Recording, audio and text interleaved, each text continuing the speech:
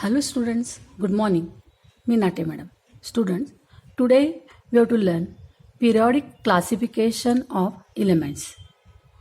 In this lesson, we have to learn some important topics are elements and their classification, Dobbe-Nair's triads, Newland's law of octave, Mendeleev's periodic table and modern periodic table. Periodic classification of elements means इलेमेंटचं classification. आता elements म्हणजे काय तुम्हाला माहितीच असेल, तरी देखील elements म्हणजे बघा आपल्या जगामध्ये वेगवेगळ्या प्रकारचे सबस्टन्सेस आपण बघत असतो.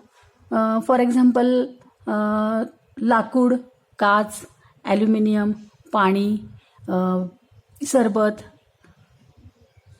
पितळ, सोनं, चांदी, लोखंड, ऑक्सिजन, आपल्या आजूबाजूला आपण ऑक्सिजन शब्द ऐकत असतो. तर ह्या सगळ्या जे सबस्टन्सेस आहेत ह्या सबस्टन्सेसचं 3 टाईप्समध्ये क्लासिफिकेशन केलेलं आहे. आपण हे मागच्या इयत्तेमध्ये 8वीत किंवा 7वीत शिकला असाल की सबस्टन्सेस जे आहेत ते 3 टाईप्सचे असतात. इलेमेंट्स,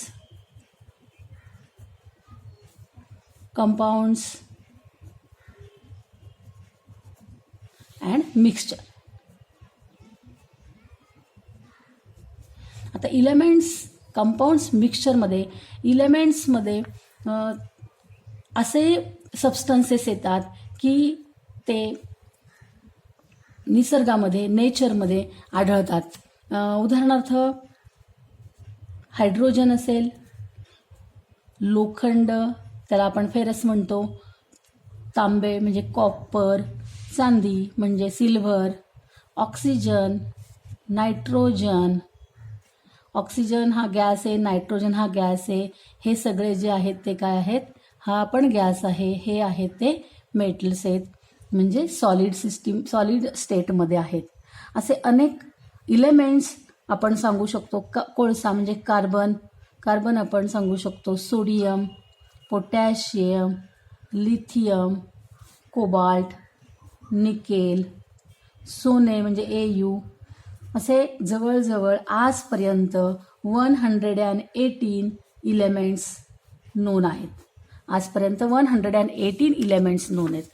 आता कंपाऊंड्स म्हणजे काय, तर वॉटर H2O, मीठ म्हणजे NaCl, सोडियम क्लोराईड, नंतर कॉपर सल्फेट. आता हे लिक्विड आहे, हे सॉलिड आहे, हे पण हे.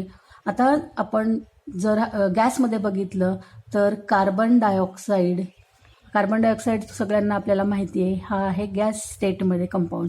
म्हणजे हे इलेमेंट्स एकत्र येऊन जो सबस्टन्स तयार होतो त्या सबस्टन्सला वेगळेच प्रॉपर्टीज असतात. त्या इलेमेंटच्या व्यतिरिक्त त्यांना आपण कंपाऊंड्स म्हणतो. आणि मिक्सचर म्हणजे काय, तर 2 पदार्थ एकत्र केल्यानंतर ते मिक्स होतं, परंतु त्यांना नवीन प्रॉपर्टीज प्राप्त होत नाही, त्यांना आपण मिक्सचर म्हणतो.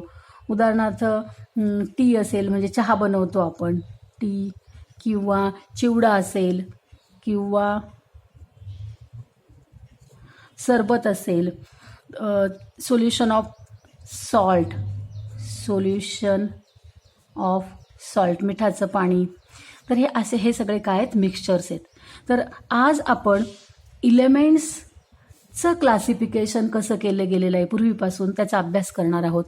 इलेमेंट्स म्हणजे काय, तर असा पदार्थ असतो की जो एकटा असतो, त्याच्या ॲटम्स बरोबर दुसऱ्या कोणत्याही सबस्टन्सचे ॲटम जॉईन नसतात, तर त्याला आपण इलेमेंट्स म्हणतो. आणि असे आजपर्यंत 118 इलेमेंट्स आजपर्यंत माहिती झालेले आहेत. तर हे सगळे इलेमेंट्स जे आहेत यांचं क्लासिफिकेशन त्यांच्या प्रॉपर्टीजनुसार केलेलं आहे, त्यांच्या गटानुसार त्यांचं वर्गीकरण केलेलं आहे, त्यांच्या गुणधर्मानुसार त्यांचं वर्गीकरण केलेलं आहे, क्लासिफिकेशन केलेलं आहे.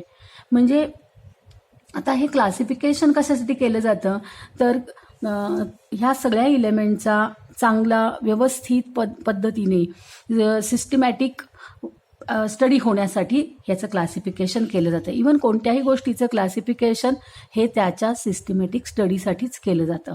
तर इलेमेंटचं पण क्लासिफिकेशन त्याच्या सिस्टमॅटिक स्टडीसाठी केलं गेलेलं आहे.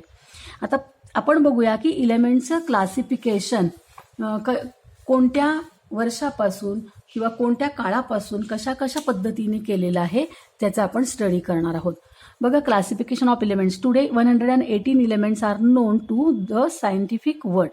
शास्त्रीय जगतामध्ये 118 एलिमेंट्स आज माहिती आहेत. सगळ्यात सुरुवातीला म्हणजे इसवी सन 1800 मध्ये in 18th century in the initial म्हणजे अगदी स्टार्टिंगला classification elements were classified the group of metal and non metals later on another class of the elements called metalloids. 1800च्या शतकामध्ये एलिमेंटचं क्लासिफिकेशन हे मेटल अँड नॉन मेटलमध्ये केलं होतं. म्हणजे अगदी सुरुवातीला दोनच प्रकारामध्ये वर्गीकरण करण्यात आलं, मेटल्स अँड नॉन मेटल्स. आणि काही काळानंतर मेटलॉइडचा शोध लागला आणि म्हणून त्यानंतर मेटलॉइडमध्ये सुद्धा त्याचं वर्गीकरण करण्यात आलं. मेटल, नॉन मेटल्स आणि मेटलॉइड्स. त्या काळामध्ये माहिती असलेल्या इलेमेंटचं क्लासिफिकेशन मेटल्स, नॉन मेटल्स, मेटलॉइडमध्ये करण्यात आलं, हे 18th सेंच्युरीमध्ये. आता पहिला प्रयत्न कोणत्या सायंटिस्टने केला की व्यवस्थित वर्गीकरण करण्याचा, काही त्याच्या प्रॉपर्टीनुसार वर्गीकरण करण्याचा, क्लासिफिकेशन करण्याचा. तर फर्स्ट जो ट्राय केलेला आहे, प्रयत्न केलेला आहे, तो डोबेरायनर्स या सायंटिस्टनी केलेला आहे. डोबेरायनर हा जो सायंटिस्ट आहे, डोबेरायनर हा जर्मन सायंटिस्ट आहे.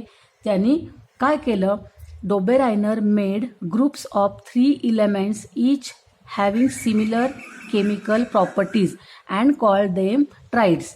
1817 मध्ये डोबेरायनरने 3 इलेमेंटचा ग्रुप केला की ज्यांच्या केमिकल प्रॉपर्टीज समान आहेत आणि त्या 3 इलेमेंट्सला ट्राइड्स असं त्यांनी नाव दिलं. ट्राइड्स म्हणजे 3 त्रिकूट. डोबेरायनरनी समान प्रॉपर्टीज, समान केमिकल प्रॉपर्टीज असलेल्या 3 इलेमेंटचा ग्रुप केला आणि त्याला ट्राइड्स असं नाव दिलं त्या ग्रुपला. मग त्याच्या काय लक्षात आलं की त्यांनी जे ग्रुप्स केले होते, फॉर एक्झाम्पल आपण बघूया डोबेरायनरनी बघा आता लिथियम, डोबेरायनरला वाटलं की लिथियम, सोडियम, पोटॅशियम, हे डोबेरायनरला वाटलं की हे तिघं कसे आहेत, ह्या तिघांची केमिकल प्रॉपर्टीज सेम आहे, सिमिलर केमिकल प्रॉपर्टीज, त्यामुळे हा त्यांनी ट्राइड तयार केला. त्यानंतर त्यांनी कॅल्शियम, स्ट्रोन्सियम, बेरिलियम हा एक ग्रुप तयार केला आणि त्यानंतर म्हणजे कॅल्शियम, स्ट्रॅन्सियम आणि बेरियम असा ग्रुप तयार केला. आणि क्लोरीन, ब्रोमीन, आयोडीन असा ग्रुप तयार केला.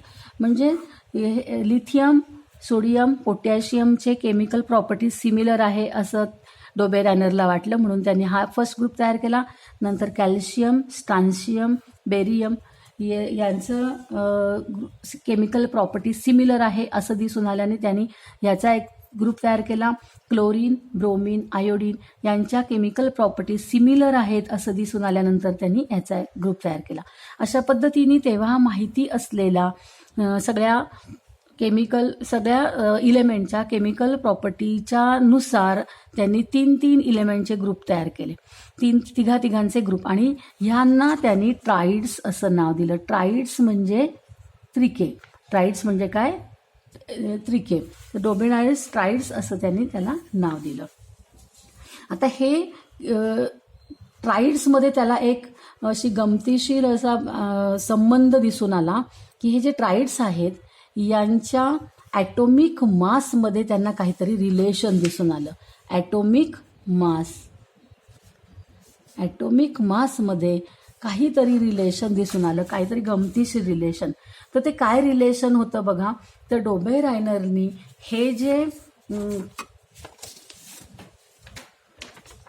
ग्रुप केले होते तर त्या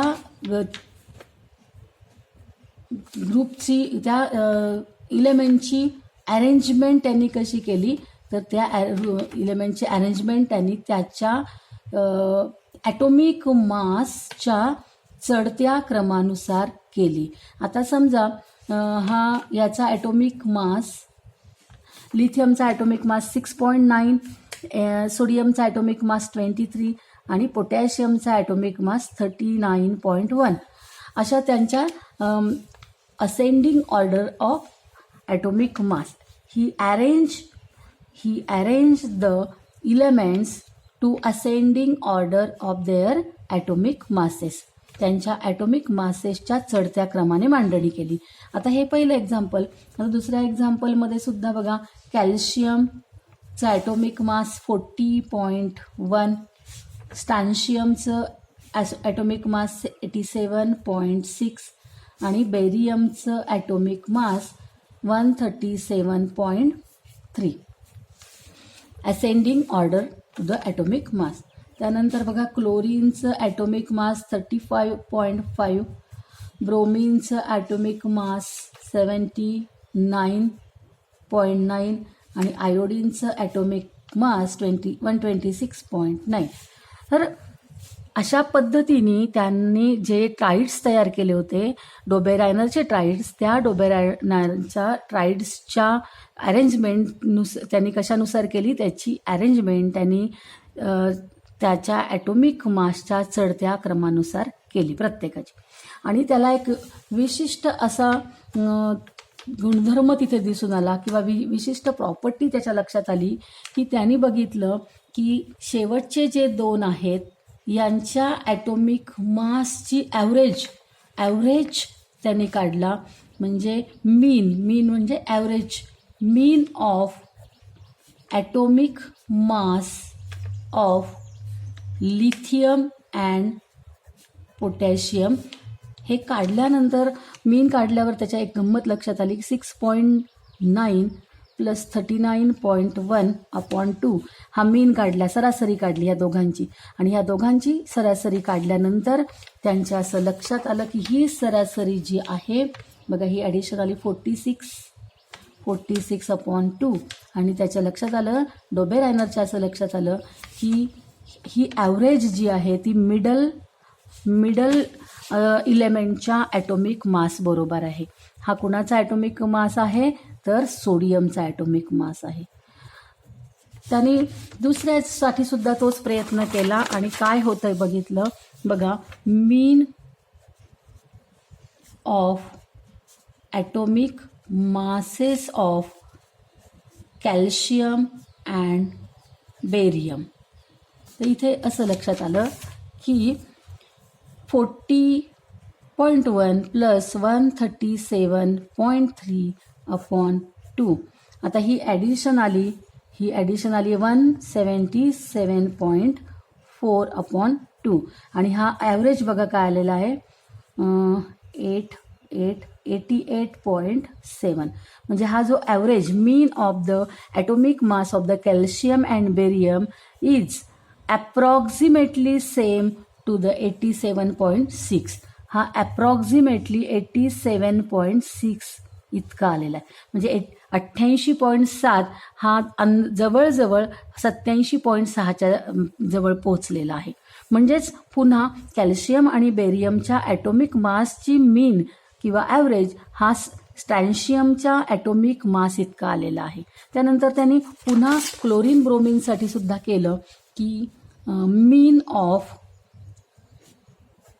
atomic masses of chlorine and iodine is equal to the 35.5 plus 126.9/2. बघा ही सम किती आलेली आहे 4 9 आणि 5 14 हातचा 1 6 6 12 हातचा 1 2 आणि 3 5 आणि 6 162/2. आता हे डिव्हिजन किती आली बघा 81.2. आणि ही ॲप्रॉक्सिमेटली ब्रोमीनच्या जवळजवळ सारखी आलेली. ही 79.9 आहे आणि ही 81.2 आहे. म्हणजेच डोबेरायनरनी जे ट्राईड्स तयार केले होते सिमिलर केमिकल प्रॉपर्टीचे, त्या सिमिलर केमिकल प्रॉपर्टीज असलेल्या इलेमेंटची अरेंजमेंट ॲटोमिक मासेसच्या असेंडिंग ऑर्डरने केल्यानंतर त्याला एक प्रॉपर्टी, त्यांच्यामध्ये एक रिलेशन त्यांच्या ॲटोमिक मासमध्ये दिसून आलं की ते म्हणजे काय, average of the first and third, average of the atomic masses of the first and third element is similar to the atomic mass of the middle element. हे रिलेशन त्यांना दिसून आलं आणि ह्या रिलेशनलाच डोबेरायनर्स ट्राईड्स लॉ असं म्हणतात किंवा डोबेरायनर्स लॉ असं म्हणतात. तर डोबेरायनर्स लॉ काय आहे, डोबेरायनर्स लॉ असा आहे, Dobereiner arrange the 3 elements in a triad in an increasing order of atomic mass and show that the atomic mass of the middle element was approximately equal to the mean of the atomic mass of other 2 elements. म्हणजे डोबेरायनरनी 3 elements, similar chemical property असलेले 3 elements atomic मासच्या increasing ऑर्डरनी arrange केल्यानंतर त्यांनी दाखवून दिले की मधल्या इलेमेंटचा atomic mass हे इतर 2 इलेमेंटच्या ॲटॉमिक मासच्या मीनच्या ॲप्रॉक्सिमेटली इक्वल असतं. हा त्याचा डोबेरायनरचा लॉ आहे. आणि इथे आपण बघितलेच आहे की लिथियम, सोडियम आणि पोटॅशियम ह्या तिघांचं जर आपण बघितलं, ॲटॉमिक मास जर पाहिले तर लिथियम आणि पोटॅशियमच्या ॲटॉमिक मासची मीन ही सोडियम इतकी येते. त्याचबरोबर कॅल्शियम, स्ट्रॅन्शियम आणि बेरियम ह्या तिघांमध्ये कॅल्शियम आणि बेरियम यांच्या ॲटॉमिक मासचा जो ॲव्हरेज आहे तो स्ट्रॅन्शियमच्या म्हणजे ॲटॉमिक मास इतका म्हणजे 87.6 येतो, ॲप्रॉक्सिमेटली येतो. क्लोरीन, ब्रोमीन, आयोडीनमध्ये क्लोरीन आणि आयोडीन ह्या दोघांच्या ॲटॉमिक मासची ॲव्हरेज ही ब्रोमीनच्या ॲटॉमिक मासच्या ॲप्रॉक्सिमेटली सिमिलर येत आहे. तर अशा पद्धतीने आपण डोबेरायनर्स ट्राईड्स चा लॉ पण बघितला. आणि तर स्टुडंट, हा जो लॉ आहे हा एक्झामला 100% येण्याची शक्यता असते. त्यामुळे हा लॉ तुम्ही चांगला करायचा आहे आणि हे एक्झाम्पलसुद्धा 100% एक्झामला येतात. त्यामुळे या मध्ये फर्स्ट टॉपिक डोबेरायनर्स ट्राईड्स म्हणजे काय आणि डोबेरायनरचा लॉ आणि त्यांचे एक्झाम्पल, ह्या 3 गोष्टी तुम्ही नीट व्यवस्थित करायच्या आहेत. तर स्टुडंट, तुम्हाला आजचं व्हिडिओ लेक्चर आवडलं का? जर आवडलं असेल तर तुम्ही व्हिडिओला लाईक करा आणि जर तुम्ही अजूनपर्यंत चॅनलला सबस्क्राईब केलं नसेल तर जरूर सबस्क्राईब करा. थँक्यू.